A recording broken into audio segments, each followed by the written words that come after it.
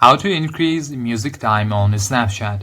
Now, to make your music play longer on Snapchat, you have to record a video of the same length as the song you want to play. Because while photos only last up to 10 seconds, videos can play for up to 60 seconds, that is 1 minute. Now, to do this, simply open your Snapchat application. Now, allow your camera. Then simply capture or simply click a snap. Now to add a song, tap on the music icon. Now from here you can select the song that are trending, or you can search for the song that you want to add, your favorite songs, anything. Now pick a song.